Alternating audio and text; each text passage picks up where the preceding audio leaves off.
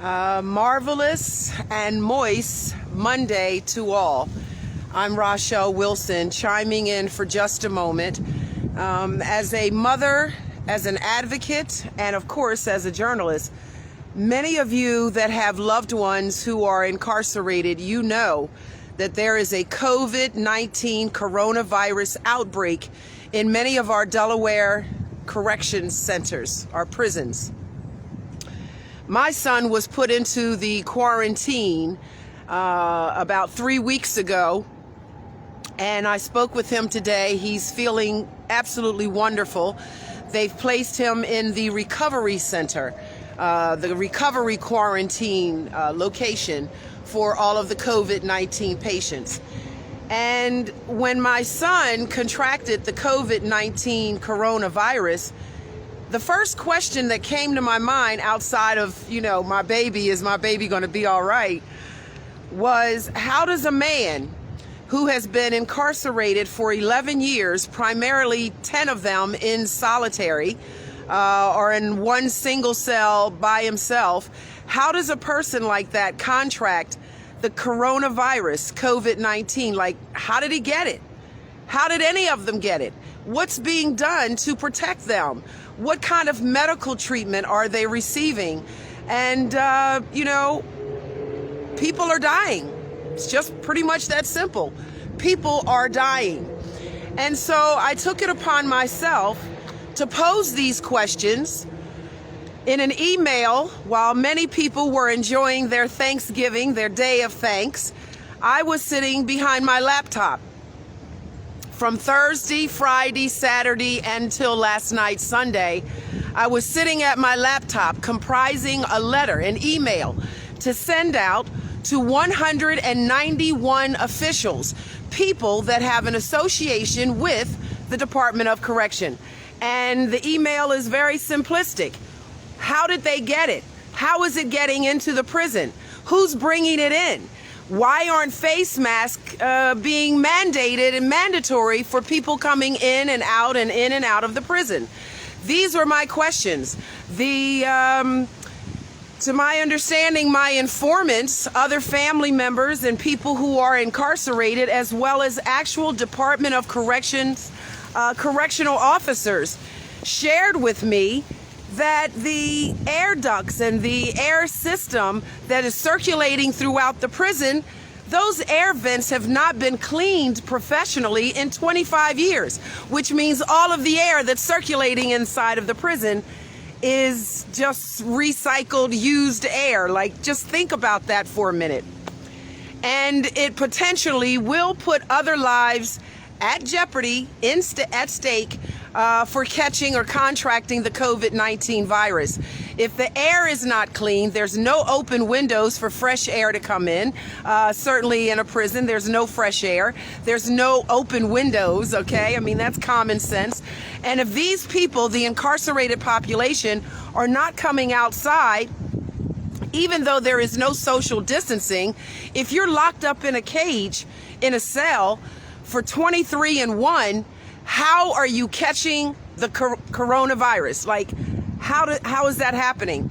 So these are the questions that I have posed to 196 people in the state of Delaware, including Congresswoman Lisa Blunt Rochester, United States Senator Chris Coons, Governor Carney and his entire staff, everyone at the Department of Corrections, the commissioner, and everyone that I could think of that's involved, that has any association with the prison. I sent them that email. And some people have been good, and they have responded appropriately. So I will have some meetings coming up to implement the solutions that I suggested in my email. And so we'll see how those meetings go. But the main people that I need to speak with are the powers that be that run the Delaware Department of Corrections. So I'm only chiming in for a moment just to let you know, to the families that have reached out to me and to the loved ones of the incarcerated population, as well as myself, we are advocating for the cleaning of the vents. We want the air ducts and the air vents to be professionally cleaned. We want mandatory face masks by all people who come in and go out of the prisons on a daily basis.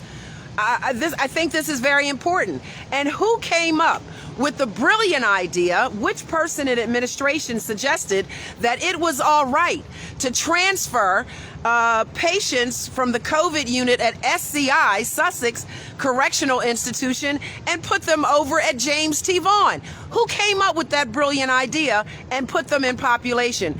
And I am not in any way am I just merely suggesting this.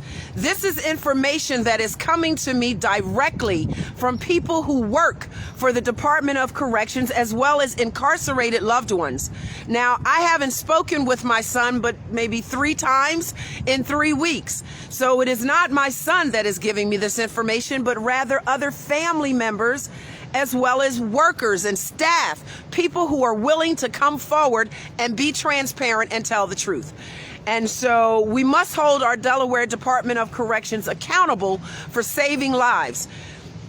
I sent out 196 emails to everyone I could possibly think of that had any association with the prison here in Delaware.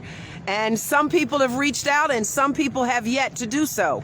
But I assure you, I will not stop until I have answers and solutions on the table for how are we going to save lives. Come on, people, it's time to stand up and stop playing games. You may think, some people may think that incarcerated people are the scum of the earth. They're not even human and they deserve to just die. Well, I can't change your opinion about that.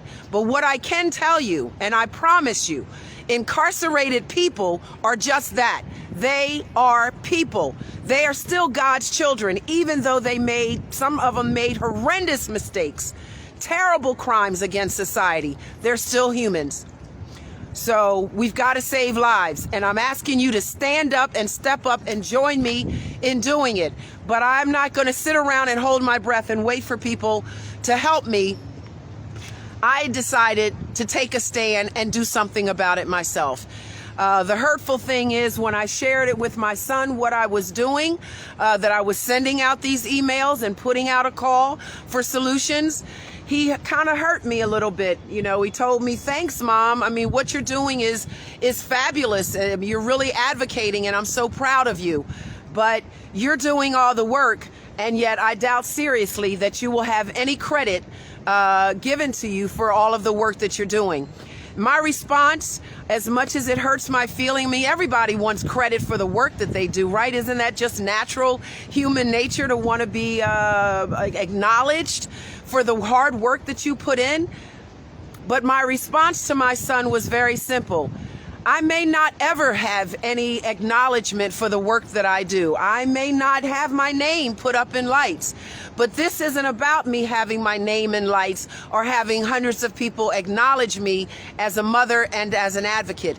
This is really about saving lives. And if I have to do that anonymously or without any recognition, I'm willing to do it because I do realize that lives are at stake, my son's included. So this is Rachelle Wilson again on a very marvelous and moist Monday afternoon. I pray that you are all well, and I pray that if you are within the sound of my voice, if you have a loved one that is incarcerated, join me. Stand up with me now to the elected officials and to all of the officials, the people that are associated with the Delaware Department of Corrections. Thank you and have a great day. I'm Rachelle Wilson. Peace and grace.